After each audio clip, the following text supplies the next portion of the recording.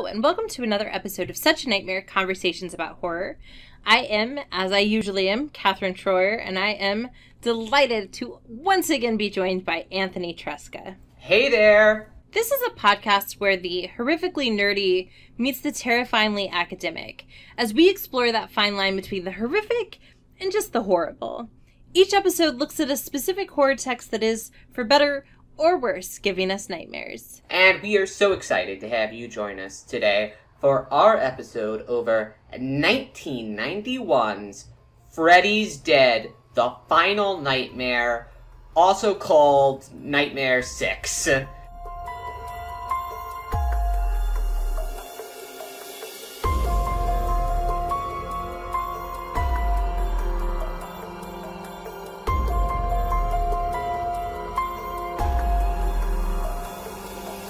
Yeah, I gotta say that I'm really getting confused now on on which one we are at, because there's a new nightmare, which is 7, but somehow doesn't feel like it should be number 7.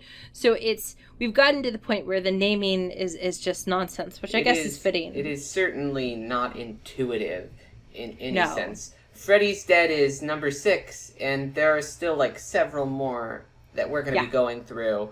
It's Freddy's Dead, but I guess not that dead. As he says in this film, they tried to kill him so many times. I guess at a certain point, we're the insane ones for ever expecting him to actually be dead. Exactly. And I was actually reading an article that was that said something about, Freddy's Dead is the supposed end of the franchise, and then they were until Freddy versus Jason. And I was like, so are they just excluding New Nightmare altogether, right? So there's also this weird thing where some people, that people have just decided that certain films aren't part of the canon, and it's a hot mess. I guess we'll obviously talk about this when spoiler alert for, I guess, at the end of the episode, where we were going to reveal that we're going to talk about New Nightmare a little bit later. Because we've announced it every time we're working our way through. So but spoiler alert. It's not. It is not canonical. That one isn't. But this one is, and Freddy vs. Jason is. So it doesn't make a ton of sense, and that's fine. It really fine. doesn't. That's fine. Dream logic. I was gonna say, which may or may not be the thesis for Nightmare 6. Anyway, right? Which is that it doesn't make sense. ... That's fine. That's fine. This film, right from the opening, when they come at you with two different quotes, one from Nietzsche and one from Freddy Krueger from Nightmare 3, Dream Warriors, right there, I knew that this movie was going to be just a mess of clashing things. Yes. I was hoping, because I laughed, right, when we got to the Welcome to Primetime. The juxtaposition is amusing. And I was kind of hoping that would carry through, because, I actually really enjoyed not the scene in the plane, but the, homage to Wizard of Oz, right? Because you and I have talked before about the fact that what we would love to see is sort of a Freddy through the greats, and seeing him placed into all of these different existing genres and really well-known films. And so I was really excited for the first little bit, because this is the one that I for sure had not seen all the way through, although I had seen the Johnny Depp cameo before. I just hadn't realized it was in this film. But, I kind of was excited, because I was like, okay, they're thinking really creatively and outside the box. But even in that example, I was also a little disappointed, because what I really wanted to see in that sequence, so there's a moment in the original 1939 Wizard of Oz where they're transitioning between the sepia-colored Kansas and the Technicolor Oz.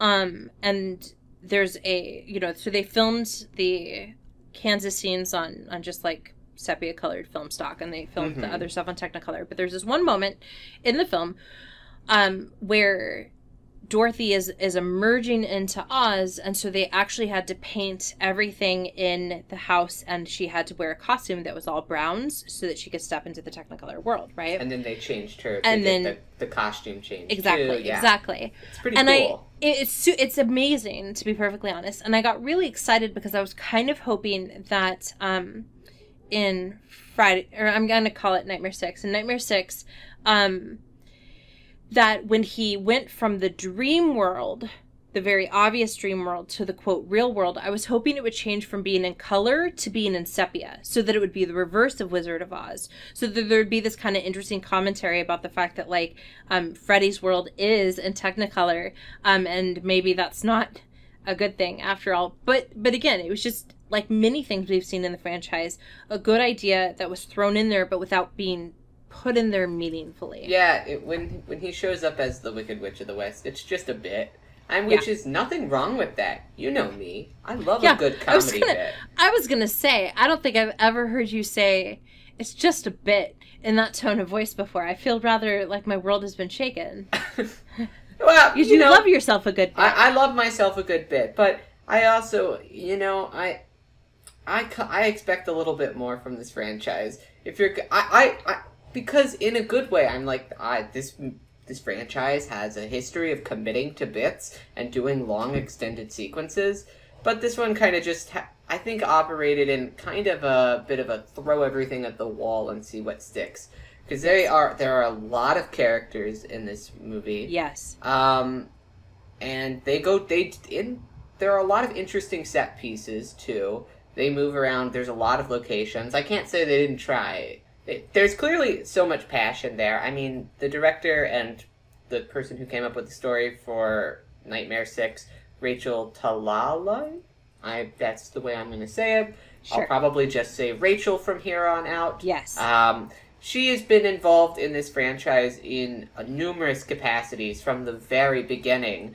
From starting off, she was an assistant production manager on the first film, that worked her way up to being a line producer on Dream Warriors, and then just an outright producer on Dream Master, and then she, obviously in this one, took the realm as director and head of story. And so she is clearly invested, and I've watched a couple interviews with her in preparation for this. When she was talking about this franchise, she was clearly aware of the legacy of the franchise. She was really respectful. She was like, I'm just honored to be a part of something that's bigger than myself, and this is going to go down in some capacity as being associated with this Nightmare franchise. And she was really excited about it, and so the passion is there. Yeah, so we often talk about the frustration of the grab bag approach. And I think sometimes the problem with that is that it indicates a sort of like laziness or lack of investment on the writer or director, because they're like, you figure it out. Whatever you audience want to pick out, that's what's in there. Sure. And that's not what's happening here, right? So instead, this like throwing things on the wall and seeing what sticks, it's like they're doing it because, like you said, they're so passionate about it that they're like, we have so many ideas, too many ideas. We're going to throw as many at you as we can because they're maybe not all great, but at least you'll have a pretty good movie. Yeah. And unfortunately, it didn't work because that particular method never works. But to your point about the sets, right? So when we get to the home for the wayward children or whatever, I mean, there's a whole extended backstory about that location, right? They're doing construction, so you know that there's something kind of going on there, and like you get a sense of the rooms a little bit, and like the fact that the dock is like down in the basement, like that set alone had a whole history to it, and that's before we get to Springwood, right? Which is itself also like the town square that was having that weird fair. That's a whole story unto itself as well. Yeah, I kind of liked that we jumped forward a bit in time in this one. Mm-hmm. I thought that was at least an interesting way to do because I mean a lot of the previous Nightmare films have kind of happened over roughly like the same like little tiny 3-year, 4-year period, which is. There's nothing wrong with that. There's a lot to tell in those 4 years, as we've seen. There's about roughly, I'm just spitballing here, 5 movies worth of stuff, to talk about. But I like that we jumped ahead and that the central conceit of this movie was that Freddy had killed every single child in this town. It's a little, I mean, it's sick, but I enjoyed it. I was like, that's a good way to... I thought it was a clever premise. Yeah. it's like when God takes away all the children. He's like, you are not worthy of this. Freddy is a type of God, as he says in the first movie. And what's interesting about that is that the film begins not by making the film doesn't go so far as to make Freddy sympathetic, but the film makes it clear that Freddy has, put himself in a corner, right? Because what happens when you eat all of your food source, right? And the answer is that you fade away. And so the idea of like this all-consuming evil that consumes even when he knows he has to like measure out his children, right? If there's no children, he can't eat. And that's like the whole premise, is that he needs more sustenance. That's a very clever idea. Because it's one that I think is the sort of like next steps of a lot of horror. That's like, okay, but if this plague wipes out everyone, who's left? So that was a really interesting idea. Yeah, and the answer was that they were these city kids that they had to bring in to the town, which is another, like, it's a new direction for this. I mean, it's a change of this usual stars of these films, which has previously been up till now basically like people who grew up in the suburbs. They're like, which is a very, very different type of person than someone who grew up in the city, like the three kids that we follow in this film. On the other hand, though, to play devil's advocate just a little bit, the kids from the home, there was a lot of overlap between that and Dream Warriors, right? Both in terms of them being from an institution, but also from them being like the same types of characters, right? We had the person who had a physical handicap.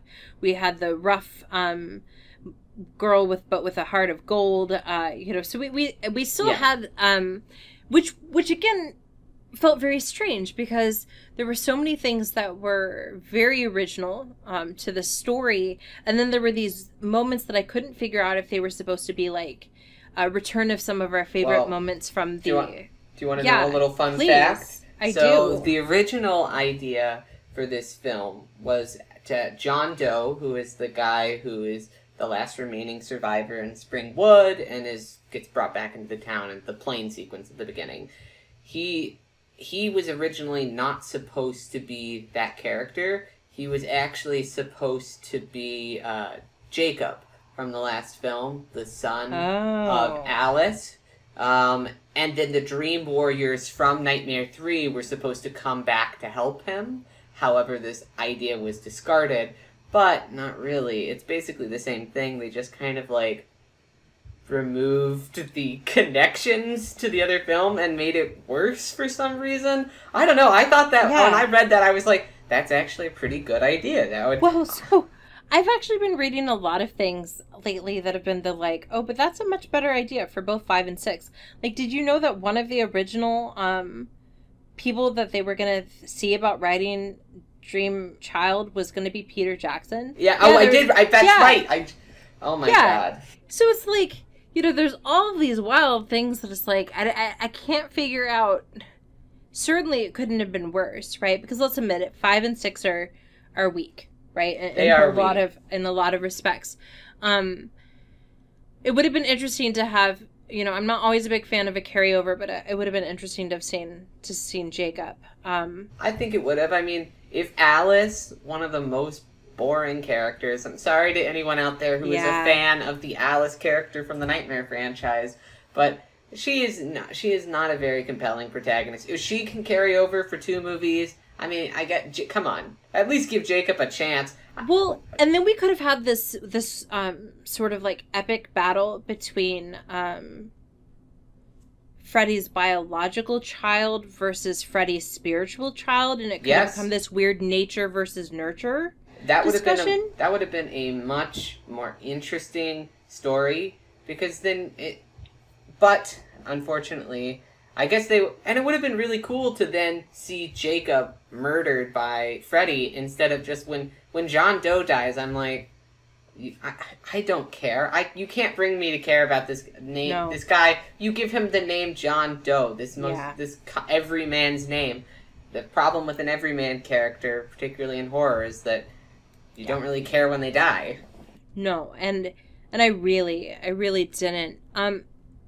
So one of the things that I found really interesting about this film, in terms of like how it was wanting us to care and respond to things, is that I wasn't always sure what the logic was in this film. And again, I understand that it's dream logic, so it's never quite made sense. But I feel like as the franchise has progressed, there has been just like this real casual disregard for even the rules of the world. And so I'm thinking, for example, of a scene that I actually really liked, but it made no sense. And that is the scene where they're driving around in circles, right? Right. And then and I really like the idea of Springwood as this carnivalesque liminal space where we literally have a carnival, and then we have Roseanne, there, and she's a very carnivalesque figure. I actually really liked that idea, but it made no sense, right?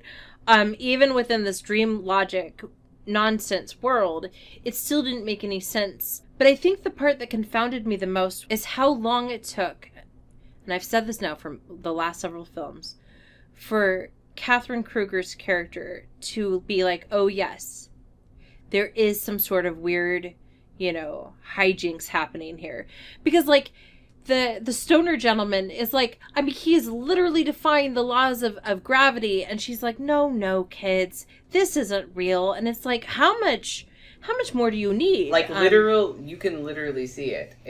The proof is right in front of you, because, as you said, Freddy is seemingly able to defy real world logic outside of the dream in this one.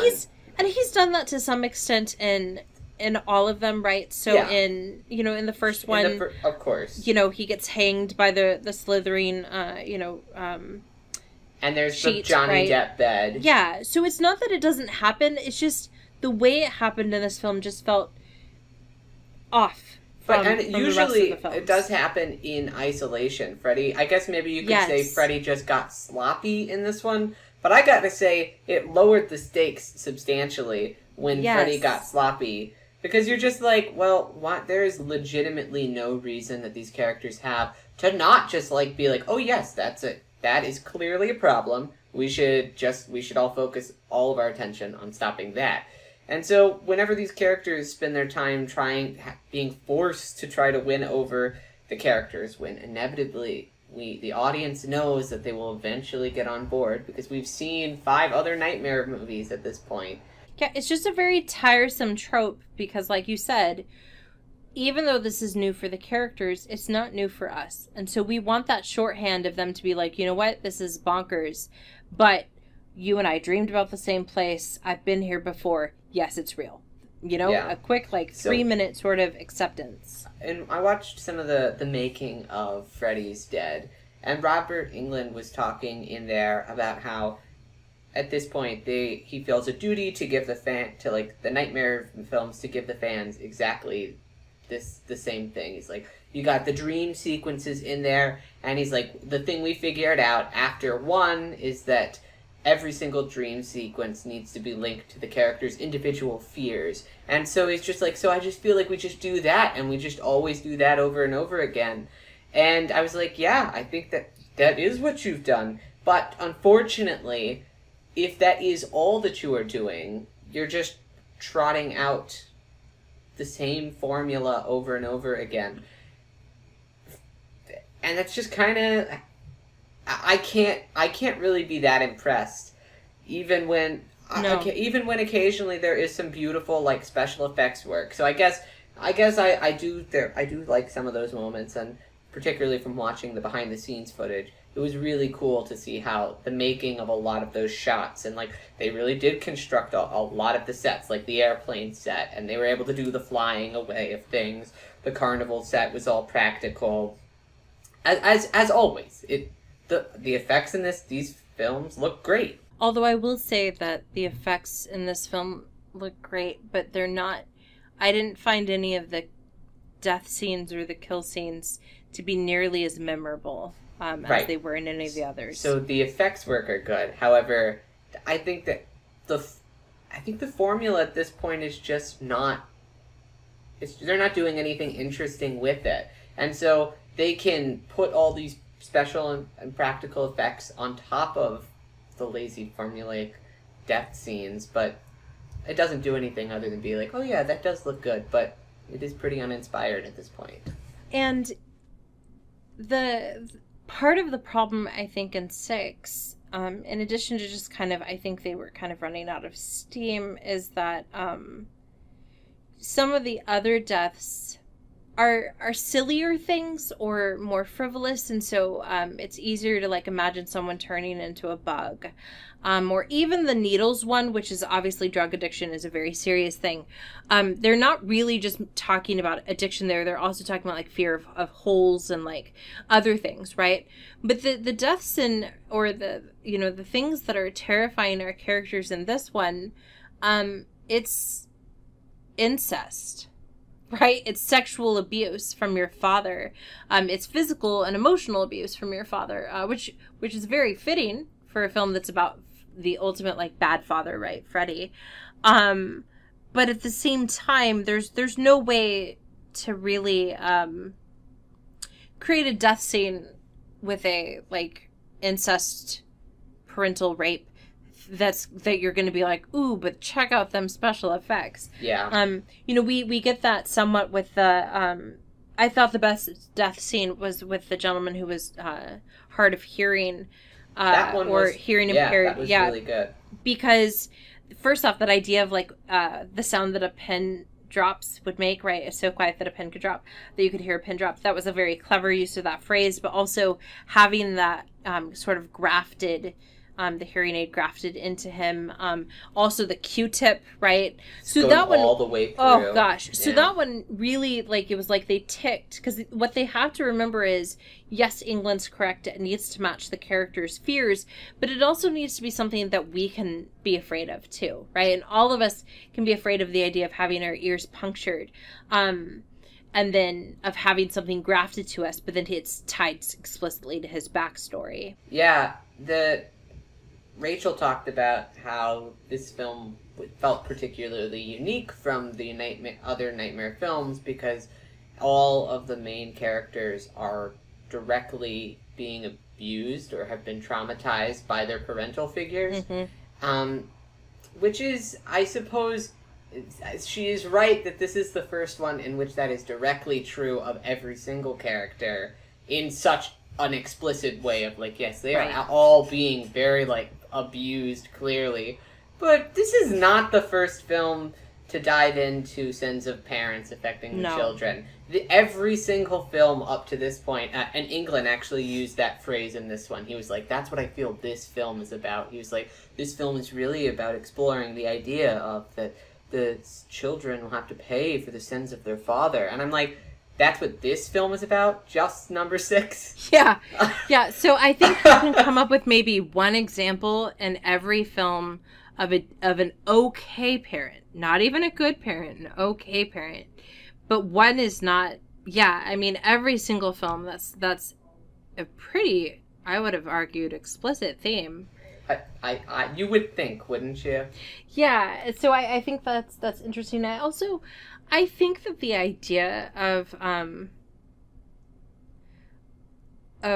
discovering that your father is a monster, or is more interesting than discovering that you are the child of a monster, if that makes sense, right? So like her big epiphany is that she doesn't even remember it, except for in her dreams. But, her biology comes from Freddy Krueger.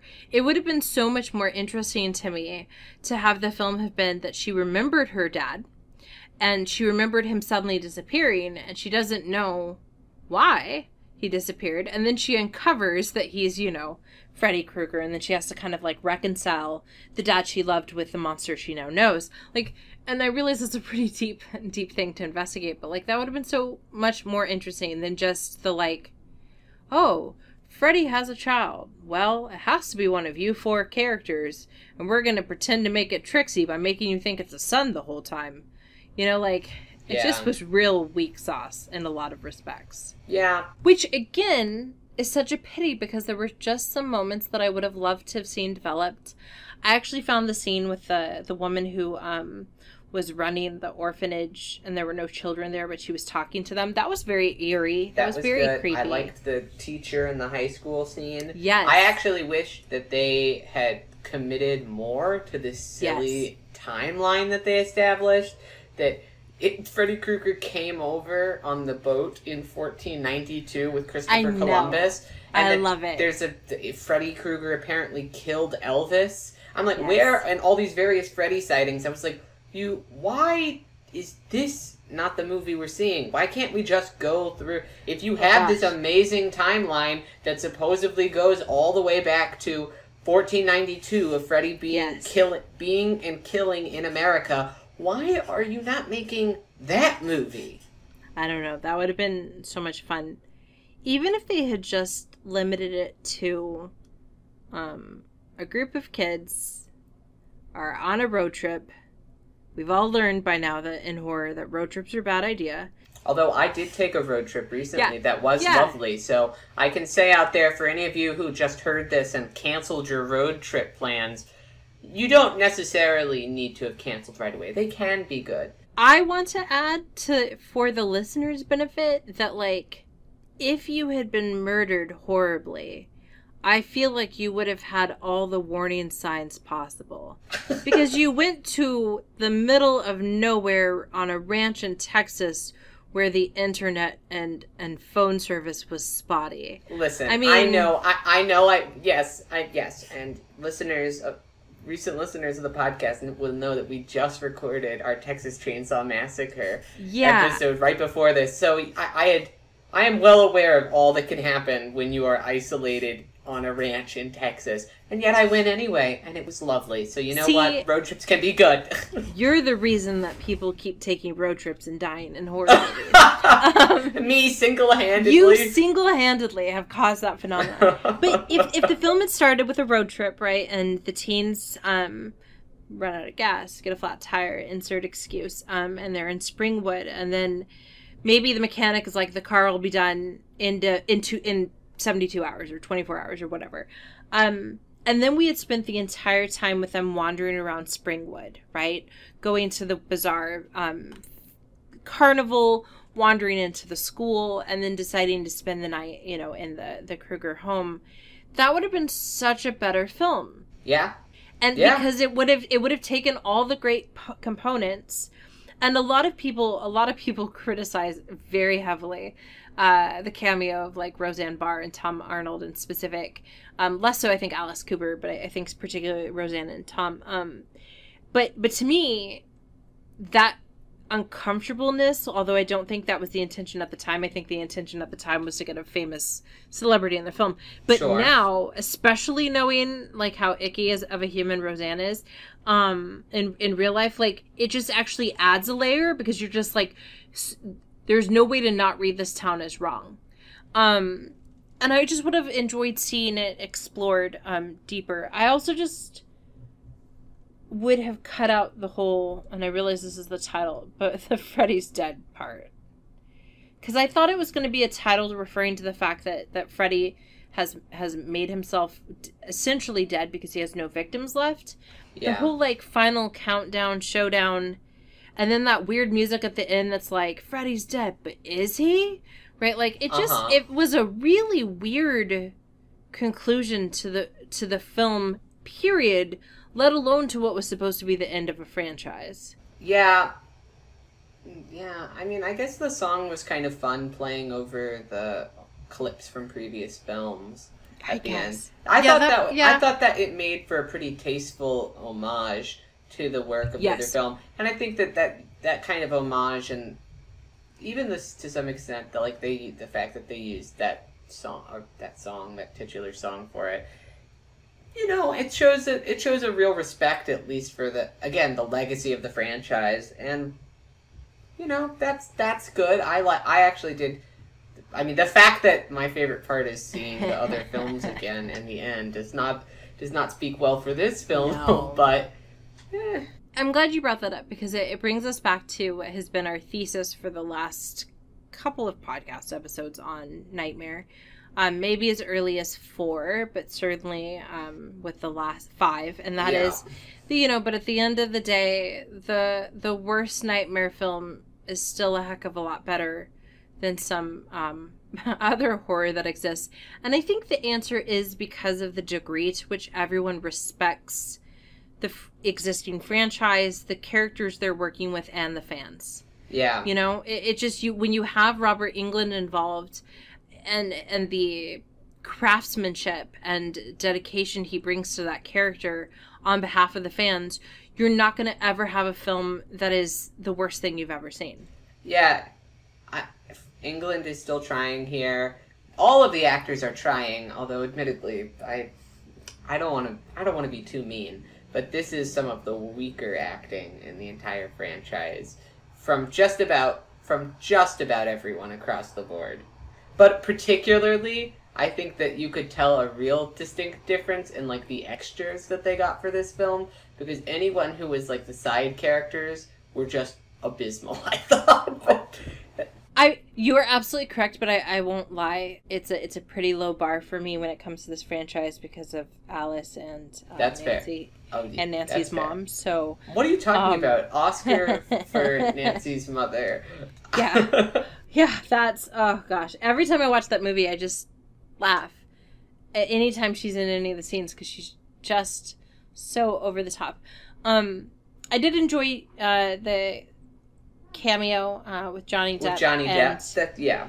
And it's interesting that he came back and did the cameo more because she had just directed Crybaby and he was in that, which is also such a weird film, and was just like asking him a favor than because of like his long-standing love or affection for the franchise.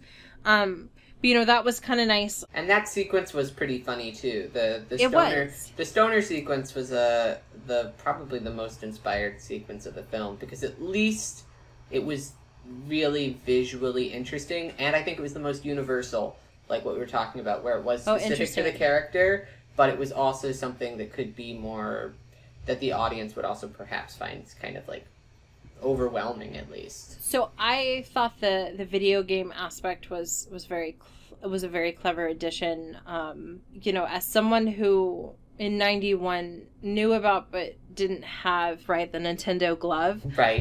It cracks. It was a very funny addition because it was perfect, right? They were like, ooh. Someone had their thinking cap on, right? Because they were like, "Ooh, we can make the Nintendo glove and Freddy's gloves." So that was clever.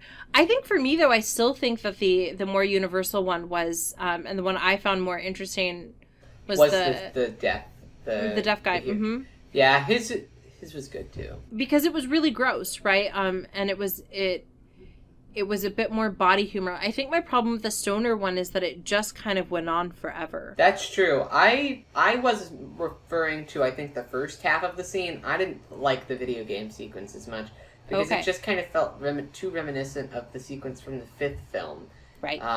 So I was like, the comic book sequence, because they did a lot of the same gags. They even had him turn into a super version of himself. They did. So I was like, I didn't like that part, but I thought the more ethereal part at the beginning, where you saw on the Johnny Depp part of the scene with the brain on it, I liked that part a lot. That was at least fun. But I think what this franchise needs to remember as it continues, to think about new additions, is that we, the audience, know some things that should change how you film it, right? So we know who Freddy is, so we need the characters to figure it out pretty fast. Yeah.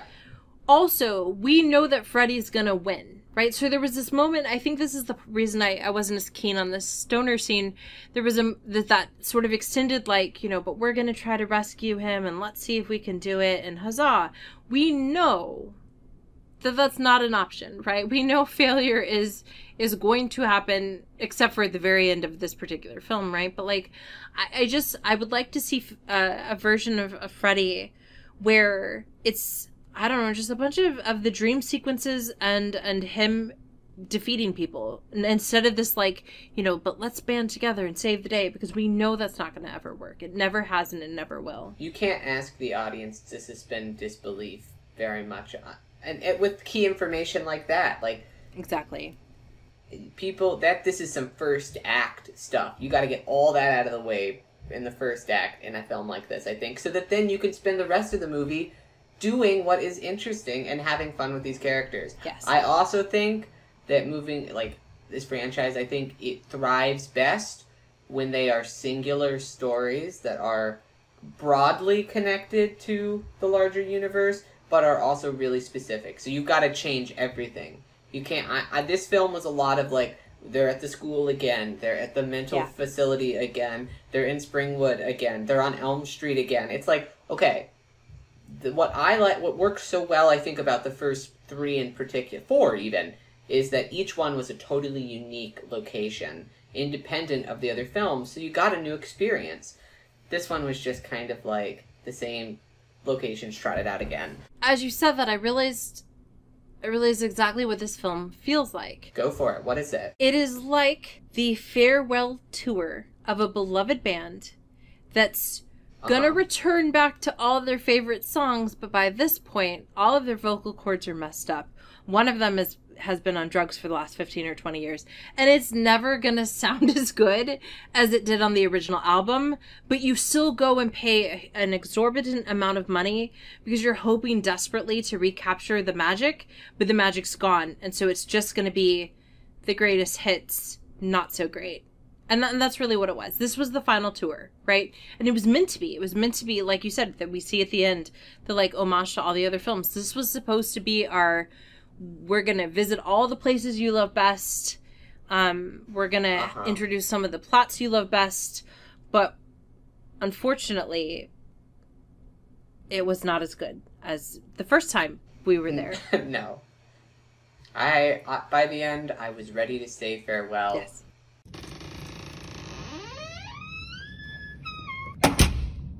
But we will not be saying farewell entirely to this franchise, because, as we said at the beginning, this franchise doesn't end at this one. So we're going to talk about that a new Nightmare, I guess, on a Nightmare 7 release. It's the 7th release Nightmare film, but it's not in the canon.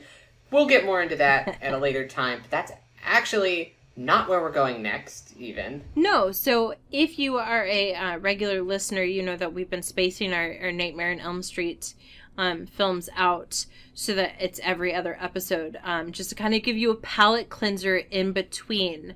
And I would say that after 6, we need a bit of a palate cleanser. And so, Anthony, what is our next episode going to be on? Oh, it's a palate cleanser for sure. We are going to be cleansing your palate by discussing 2009's Jennifer's Body. Camp looks good on Megan Fox, so you're going to want to tune into that episode. What else do we want people to know? Yeah, so we would like you to feel free to contact us. You can, we're pretty active on social media. You can follow us or reach out to us on all of those. The description, the information is in our description below. And you can also send us an email. And as you learned, if you listened to our Texas Chainsaw episode, if you make suggestions of films you would like to see us talk about, we are more than happy to add them into the rotation. Tell a friend, share this with others. And I think the last thing we need to tell them, Anthony, is to have a spooktacular day.